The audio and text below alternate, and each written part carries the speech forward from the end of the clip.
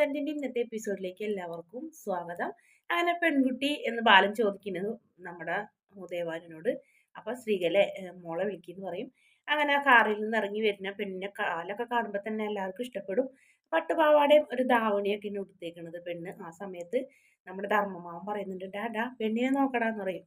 അങ്ങനെ ആനന്ദ് പെട്ടെന്ന് ഇങ്ങനെ ഇഷ്ടില്ല മനസ്സില്ല മനസ്സോടെ ഇങ്ങനെ പെണ്ണിനെ നോക്കുമ്പോ ആനന്ദ് ഇങ്ങനെ ഞെട്ടിപ്പോകണ്. പെണ്ണിനെ കണ്ട ആനന്ദ് ആകെ ഭയങ്കരമായിട്ട് ഷോക്കാവുന്നു. ആനന്ദിന് എന്ത് ചെയ്യണമെന്ന് അറിയില്ലാത്ത അവസ്ഥ. അത്രയ്ക്ക് ഇഷ്ടമായിരുന്നു ഒറ്റ നോട്ടത്തിൽ തന്നെ. ആനന്ദിന് മാത്രമല്ല എല്ലാവർക്കും ഇഷ്ടമാവുന്നുണ്ട്. ആകാശിന്റെ ഒക്കെ തൊള്ള അങ്ങനെ ഇങ്ങനെ വിടർന്നു വരണ പെണ്ണിനെ കണ്ടിട്ട്. മീനാക്ഷിക്കും അതുപോലെ തന്നെ. അങ്ങനെ എല്ലാവർക്കും ഭയങ്കര ഇഷ്ടമാവുന്നുണ്ട്.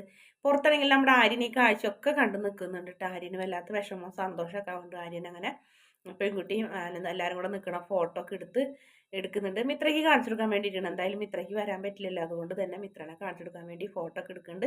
ആ സമയത്ത് എന്താ പെൺകുട്ടി ഒന്നും മിണ്ടാത്തേന്ന് മീനാക്ഷി ചോദിക്കുന്നുണ്ട്. അല്ല ഞാനെന്ത് മിണ്ടാനാണ് എന്ന് പറയും. അപ്പൊ മിണ്ടുവപ്പ എന്ന് ധർമ്മം പറഞ്ഞ് അങ്ങനെ കളിയാക്കി ഇങ്ങനെ എല്ലാവരും കൂടെ ചിരിക്കും. മോളെ ഇത് ബാല, ഇത് ഞങ്ങളുടെ മോള് ശ്രീദേവി, നിങ്ങൾക്ക് ഇഷ്ടമായി എന്ന് നോക്കി പറയാം. ഞങ്ങൾക്ക് എല്ലാവർക്കും ഇഷ്ടമായി മോളെ എന്ന് പറയും.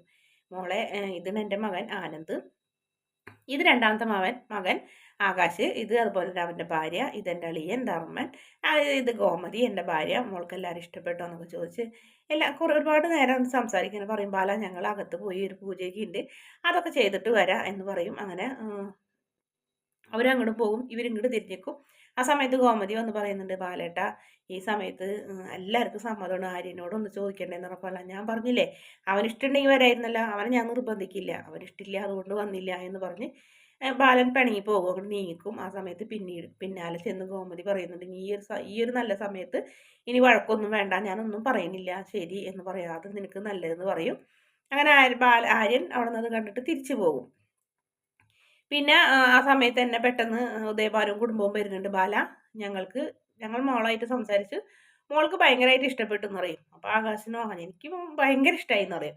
അങ്ങനെ എല്ലാവർക്കും ഇഷ്ടമായി. അപ്പൊ ഇനി എന്തിട്ട് അടുത്ത തീരുമാനം എന്ന് ചോദിക്കുമ്പോൾ പറഞ്ഞ് നമുക്ക് അങ്ങോട്ടും ഇങ്ങോട്ടും വീടൊന്ന് കാണണം, നിശ്ചയം നടത്തണം, കല്യാണം അത്രേ ഉള്ളൂ എന്ന് പറയും. അത് മതി എന്നാ പിന്നെ നല്ലൊരു ദിവസം നോക്കി ഞാനും എൻ്റെ വീട്ടുകാരും കൂടി അങ്ങോട്ട് നിശ്ചയത്തിനായിട്ട് വരാമെന്ന് ബാലൻ പറയുമ്പോൾ അത് മതി ബാല, സന്തോഷമുള്ളൂ, എപ്പോൾ വേണമെങ്കിലും വരാം നിങ്ങൾക്ക് എന്ന് പറയും. എന്നാൽ പിന്നെ ഞങ്ങൾ പോട്ടെ എന്ന് ചോദിക്കും. പോ എന്നാൽ ശരി എന്ന് പറയും. അങ്ങനെ അവരവിടുന്ന് പുറത്തേക്ക് നീങ്ങാൻ പോകും. അതിനിടയ്ക്ക് നമ്മുടെ ഉദയഭാനു പറയുന്നുണ്ട്, ബാലൻ്റെ ഇളയ മോനെ കുറിച്ച് ഒരു ചെറിയൊരു വിഷയമൊക്കെ ഞാൻ കേൾക്കുന്നുണ്ട്, കല്യാണവും കൃഷ്ണമംഗലത്താരായിട്ടുള്ള അടുപ്പക്കുറവും അതെന്താ അത് കുറേ കാര്യങ്ങൾ പറയാറുണ്ട്. ഒന്നും പറയണ്ട ബാല, ഒന്നും പറയണ്ട, അതിൻ്റെ ആവശ്യമില്ല. അവരുടെ ഒരു കുടുംബമാകുമ്പോൾ പല പ്രശ്നങ്ങളുണ്ടാവും. അതൊന്നും നമ്മുടെ ഈ വിവാഹത്തിൽ ഇത് ഒരു തടസ്സമായി വരരുത്. എനിക്ക് ബാലൻ്റെ ഗോമതി സ്റ്റോഴ്സ് ബാലനെ മാത്രം ഞാൻ പരിചയപ്പെട്ടുള്ളൂ. ഗോമതി സ്റ്റോഴ്സ് ബാലൻ എന്ന് പറഞ്ഞാൽ സമൂഹത്തിൽ നല്ല നിലയും വിലയും ഉള്ളൊരു മാന്യനാണെന്ന് ഞാൻ അറിഞ്ഞു. എനിക്കത് മാത്രം മതി എന്നറിയാം. അപ്പൊ ശ്രീലേഖ പറയുന്നുണ്ട്, അതെ സ്വത്തും പണമൊന്നും അല്ല ഞങ്ങൾക്കും പ്രധാനം. അയ്യോ എന്ന് വെച്ചിട്ട് നിങ്ങൾക്ക് സ്വത്തില്ല എന്നല്ല കേട്ടോ പറഞ്ഞത്, അതിനേക്കാളൊക്കെ പ്രധാനം ഞങ്ങൾക്ക് ഞങ്ങളുടെ മോളുടെ ഭാവി സന്തോഷം, നല്ലൊരു ചെറുപ്പക്കാരനായിരിക്കണം, അത്ര മാത്രമേ ഉള്ളൂ. ആനന്ദിനെ ഞങ്ങൾക്ക് എല്ലാവർക്കും ഇഷ്ടപ്പെട്ടു, എൻ്റെ മോൾക്ക് കൂടുതൽ ഇഷ്ടമായി എന്നൊക്കെ പറഞ്ഞ് അങ്ങനെ അവർ നല്ല സന്തോഷത്തോടെ രണ്ടുപേരും രണ്ടായി തിരിയുന്നുണ്ട്. അതിനുശേഷം ബാലനും ഗോമതിയും മീനാക്ഷിയും കൂടെ ദേവിയുടെ അടുത്ത് പോയി പ്രാർത്ഥിക്കുന്നുണ്ട്. അപ്പം നമ്മുടെ ആനന്ദിനാണെങ്കിൽ പെണ്ണിനോട് ഒന്നും കൂടെ സംസാരിക്കണം എന്ന് പറഞ്ഞ് മാമനോട്, മാമ എനിക്ക് പെൺകുട്ടിയോടൊന്നും സംസാരിക്കണം. അപ്പം അയ്യടാ ഇത്രയും നേരം നിന്നെ ഇങ്ങോട്ട് വിളിച്ചിട്ടുണ്ടാകാൻ ഭയങ്കര വിഷമമായിരുന്നല്ലോ, അതുകൊണ്ട് തന്നെ നീ ഇനി സംസാരിക്കേണ്ടെന്ന് പറയും. നിനക്ക് ദേവിയോട് സംസാരിക്കണം, അതായത് ഈ അകത്ത ദേവിയോട് സംസാരിച്ച ഇഷ്ടം പോലെ സംസാരിച്ച പാടാന്ന് പറഞ്ഞ് ആയിട്ട് വിളിച്ചുകൊണ്ട് പോകും. പിന്നീട് ആ അമ്പലത്തിലെ പൂജാരി പറയുന്നുണ്ട്, ബാല നല്ലൊരു ബന്ധത്തിലേക്ക് ബാലൻ ചെന്ന് ബാലന് കിട്ടിയേക്കണത്, അതിപ്പോൾ ഉദയഭാനു സാറിനായിട്ടുള്ള ഒരു കുടുംബ ആ ബന്ധം അത് ബാലൻ്റെ ഭാഗ്യം എന്ന് പറഞ്ഞപ്പോൾ അതേ തിരുമേനി ഞാനത് പറയുന്നു, അന്ന് അമ്പലത്തിൽ വന്നത് കൊണ്ടാണ് ഇങ്ങനെയൊക്കെ സംഭവിച്ചതെന്ന് പറഞ്ഞ് അങ്ങനെ ഒരു പ്രസാദമൊക്കെ മേടിച്ച് തിരിച്ചു വരും. അപ്പം ആ സമയത്ത് അളിയാന്ന് വിളിച്ചു കഴിഞ്ഞിട്ട് നമ്മുടെ ധർമ്മം ചെല്ലുന്നുണ്ട്. എന്താടാന്ന് ചോദിക്കുമ്പോൾ അതേ അങ്ങോട്ട് നോക്കിയെന്ന് പറയും. അപ്പം ആനന്ദ് അവിടെ കെട്ടിയിട്ട് ഊഞ്ഞാലിങ്ങനെ ആട്ടിക്കൊണ്ട് ഇങ്ങനെ സ്വപ്നം കാണണമെന്ന് പറയാം. അങ്ങോട്ട് ആകാശം ചെല്ലും, ബാ പോകണ്ടേന്ന് ചോദിക്കും. എവിടേക്കെന്നാ വീട്ടിലേക്ക്, വീടോ എന്നൊക്കെ ചോദിച്ച് പരിസരബോധം ഇല്ലാത്ത പോലെ ആയിരിക്കും ആനന്ദിൻ്റെ ഒരു കഥാപാത്രത്തെ കാണിക്കുന്നത് കേട്ടോ. എല്ലാവർക്കും ചിലപ്പോൾ ഇഷ്ടപ്പെടില്ല, അങ്ങനത്തെ ഒരു ഭാഗമാണ് കാണിക്കുന്നത്.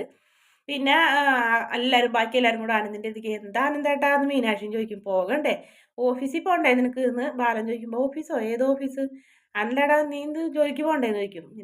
ഞാൻ പോകണോ എന്ന് ധർമ്മമാമനോട് ചോദിക്കുമ്പോൾ മാമൻ പറയും പോകണം, നീ ഒരു ദിവസം ലീവ് എടുക്കാൻ പറഞ്ഞാൽ നിനക്ക് ഭയങ്കര വിഷമമുള്ള നീ ഓഫീസിൽ പോയേ പറ്റൂ എന്ന് പറഞ്ഞ് അങ്ങനെ അവരെല്ലാവരും കൂടെ ആനന്ദിനെ അങ്ങനെ കളിയാക്കിന് നിങ്ങളെല്ലാവരും കൂടെ അവനിങ്ങനെ കളിയാക്കൊന്നും വേണ്ടാന്ന് പറഞ്ഞ് ബാക്കി എല്ലാവരും നടന്നു പോകുമ്പോൾ ആനന്ദ് നമ്മുടെ ബാലൻ്റെ കൈ പിടിച്ചിട്ട് പറയാ അച്ഛാ അച്ഛൻ്റെ വാക്കിന് വില തന്ന് ഞാൻ കാത്തിരുന്നത് കൊണ്ട് എനിക്ക് ഇത്ര നല്ലൊരു പെൺകുട്ടിയെ കിട്ടിയത് താങ്ക് യു അച്ഛാന്ന് പറയുമ്പോൾ അച്ഛന് ഭയങ്കര സന്തോഷമാകും അച്ഛൻ പറയും വാ ശരി നമുക്ക് പോകാമെന്ന് പറഞ്ഞ് അങ്ങനെ പോകും ആ സമയത്ത് മിത്ര ഫോട്ടോ കാണുന്നുണ്ട് മിത്രയ്ക്ക് അയച്ചു കൊടുത്തിട്ട് മിത്രയ്ക്ക് ഭയങ്കര ഇഷ്ടമാവുന്നുണ്ട് മിത്ര എന്നിട്ട് ആനന്ദിൻ്റെ ഫോണിലേക്ക് ഒരു മെസ്സേജ് അയക്കും ആനന്ദേട്ടൻ്റെ പെൺകുട്ടി നല്ല സൂപ്പർ മിടുക്കീന് എന്നൊക്കെ പറഞ്ഞിട്ട് എനിക്ക് ഇഷ്ടപ്പെട്ടു എന്നൊക്കെ പറഞ്ഞ് ഒരു മെസ്സേജ് അയക്കും ഇതേ സമയം തന്നെ ഉദയഭാനുവും ഫാമിലിയും ഒരു കോളനിയിലേക്ക് കയറി പോണ കാണുന്ന ഒരു ചെറിയൊരു ഒറ്റ വീട് അതിൻ്റെ മുന്നിൽ കാർ നിർത്തിയിട്ട് കാറിൻ്റെ വാടക ചോദിക്കുമ്പോൾ 5500 എന്ന് പറയും അപ്പോൾ ശ്രീകാല പെട്ടെന്ന് ചാടിനെ 5500 കുണുവേ എന്തിട്ട് ഈ പറയണേന്ന് ചോദിക്കും 2000 രൂപ തരും അതും പേടിച്ച് പോയാൽ മതി എന്ന് പറയും അതും കൊണ്ട് ഞാൻ പോകില്ല എന്ന് കാർ ഡ്രൈവർ പറയും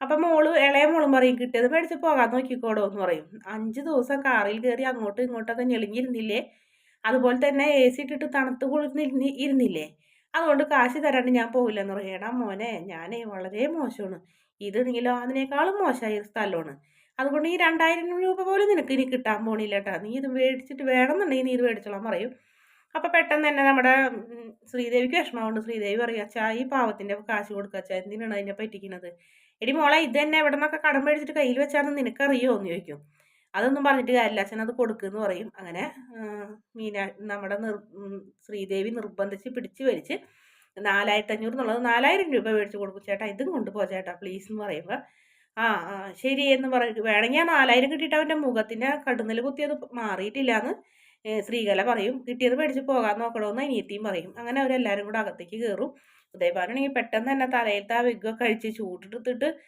ആഭരണവും മേക്കപ്പും എല്ലാം കൂടി അവരെ അസ്വസ്ഥത ആകുന്നുണ്ടായിരുന്നു അതൊക്കെ അങ്ങ് വലിച്ച് സോഫയിലേക്ക് ഇങ്ങനെ എറിയുമ്പോൾ പറയുന്നുണ്ട് കണ്ട ഇങ്ങനെ ഞാൻ പറഞ്ഞിട്ടില്ല ഇതിങ്ങനെ എറിയരുതെന്ന് ഇത് കാക്കനെ ഓടിക്കാൻ വേണ്ടി വെച്ചേക്കണ സാധനമാണെന്ന് പറയും പിന്നെ ഈ സാധനങ്ങളൊക്കെ ഒന്നും കേടാക്കാണ്ട് തിരിച്ചിങ്ങോട്ട് കൊണ്ടുവരണം ഒക്കെ റെഡിയാക്കി തായോ എനിക്കിതൊക്കെ തിരിച്ചു കൊണ്ടുകൊടുക്കേണ്ടതാണ് ഒക്കെ വാടകയിൽ നാളെ ഇവർക്കൊരു സീരിയൽ സിനിമ എന്തുകൊണ്ടൊക്കെ ഉണ്ടെന്ന് പറയണ്ടായിരുന്നു പറയും പിന്നെ അങ്ങനെ ഓരോ കാര്യങ്ങളൊക്കെ പറഞ്ഞിരിക്കുമ്പം നമ്മുടെ പെൺകുട്ടിക്ക് വല്ലാത്ത വിഷമം അച്ഛാ ഇതൊരു ചതിയല്ലേ അവരെ നമ്മൾ പറ്റിക്കല്ലേ നമുക്കൊന്നുമില്ല എന്ന് അറിയുമ്പോൾ നമുക്ക് എന്തൊന്നുമില്ലാത്തത് നമ്മൾ സാധാരണക്കാർ നമ്മൾ അതിനേക്കാളും കുറച്ചും കൂടെ കൂടുതൽ പൊലിപ്പിച്ച് പറഞ്ഞിട്ടുള്ളൂ ഇഷ്ടംപോലെ ആൾക്കാർ നുണ പറയുന്നുണ്ട് ഇല്ലാത്തവരുണ്ടെന്ന് പറഞ്ഞ് ലക്ഷക്കണക്കിന് കോടിക്കണക്കിന് ആൾക്കാർ മുക്കുന്നില്ലേ അപ്പോൾ ഇതൊക്കെ കല്യാണം കഴിഞ്ഞാൽ അറിഞ്ഞാൽ എന്ത് ചെയ്യുന്നു കല്യാണം കഴിഞ്ഞ് അറിഞ്ഞാൽ അത് നിന്റെ മിടുക്കണ് കല്യാണത്തിന് മുന്നേ നമ്മളെല്ലാവരും ഒറ്റക്കെട്ടായിരിക്കണം കല്യാണം കഴിഞ്ഞ് കഴിഞ്ഞാൽ അവനെ നീ നിന്റെ പരിധിയിലാക്കി എടുക്കണം അപ്പോൾ പിന്നെ വേറൊരു പ്രശ്നം ഉണ്ടാവില്ല ഭാര്യ പറഞ്ഞോടത്ത് ഭർത്താവ് നിൽക്കുന്നുണ്ടെങ്കിൽ പിന്നെ എന്ത് പ്രശ്നം ഒരു പ്രശ്നം ഉണ്ടാവില്ല നീ അതേക്കുറിച്ച് ആലോചിക്കുകയും വേണ്ട